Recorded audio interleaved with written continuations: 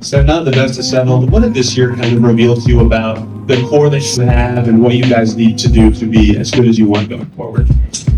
Yeah, I think first and foremost, it just revealed the kind of character that we have. The toughness. A major shock just hit the WNBA, one powerful enough to shake the entire foundation of the league. In a move that no one expected, the commissioner has officially stepped down. This isn't a planned transition or a routine leadership change announced months in advance. This is a full-blown crisis, one that could completely change the direction of women's professional basketball in America. Right now, everyone's in disbelief. Front offices are scrambling to understand what happened. Players are questioning their futures. Fans are worried and confused. And the media, sensing a massive story, has jumped on it with an intensity rarely seen in women's sports coverage.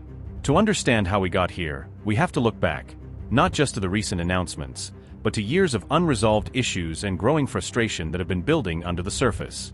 The Real spark came on what looked like a normal Tuesday morning.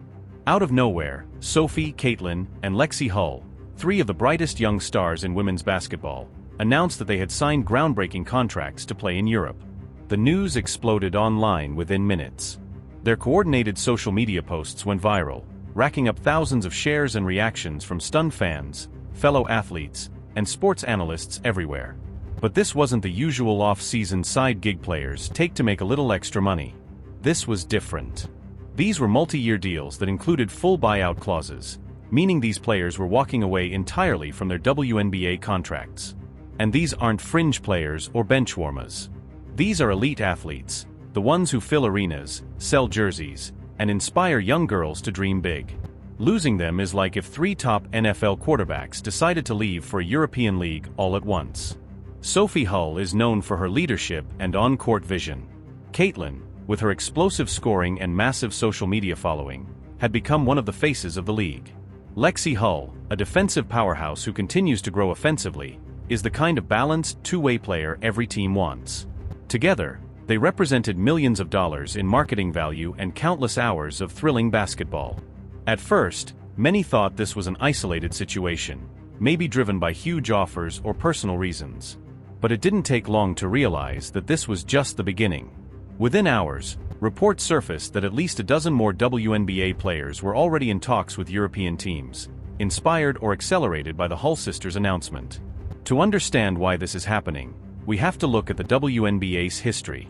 The league was founded in 1996 and began play in 1997, built as the sister organization to the NBA. It was revolutionary, the first professional women's basketball league in the US meant to last. The early years were filled with excitement. Legends like Lisa Leslie, Cheryl Swoops, and Rebecca Lobo became household names. Attendance was solid, TV ratings were promising, and it finally felt like women's basketball had found a home. But beneath that progress, problems were quietly growing. Salaries quickly became outdated. Players were earning five-figure incomes while their NBA counterparts made tens of millions.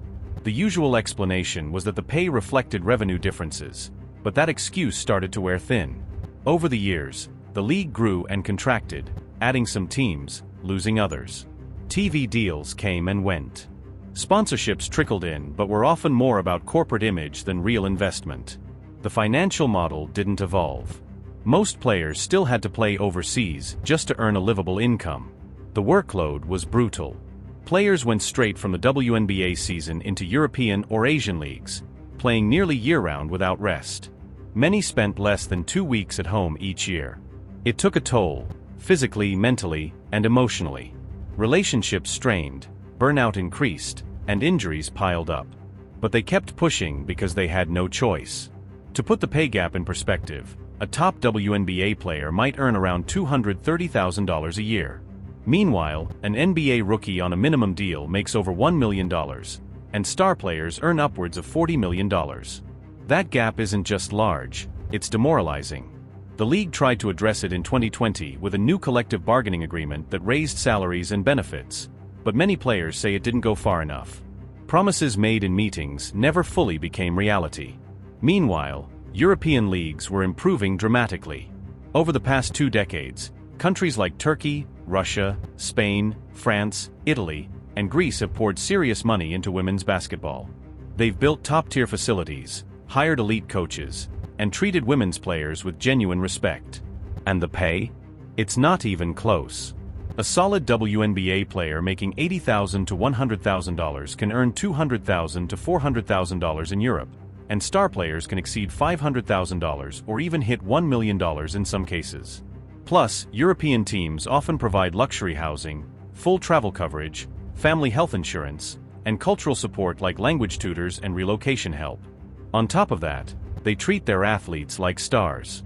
In many European cities, women's basketball players are celebrities, featured on talk shows, appearing in magazines, and recognized in public.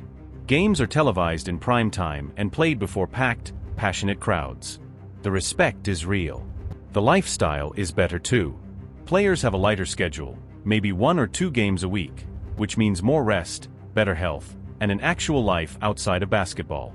Many players say it's the first time they've been able to cook their own meals, spend time with family, and truly recover between games. Over the past 2 years, the warning signs were everywhere. Interviews and social media posts hinted at growing frustration. Retiring players spoke honestly about burnout and disappointment. Some big names even skipped WNBA seasons entirely to rest or focus overseas. But those warnings were often ignored. Team owners and league officials downplayed the concerns, worried that acknowledging them would make the league look unstable. The Players' Union presented data showing how far behind the WNBA had fallen, but their reports were often brushed aside. Behind the scenes, more players were deciding not to report to their WNBA teams at all, choosing instead to build full careers in Europe. Veterans were retiring early. The league's message of growth and progress no longer matched the day-to-day reality players were living. Then came the breaking point. Just 72 hours after the Hull sisters' announcement, the WNBA commissioner resigned. The official statement cited personal reasons and new opportunities, but few believed that. Insiders say the real story was far more intense: emergency meetings, late-night conference calls, and angry owners demanding answers. Now, with the league's leadership in chaos, its best players leaving, and fans losing faith, the WNBA faces the biggest crossroads in its history. Whether this becomes a total collapse or a long overdue transformation will depend on what happens next.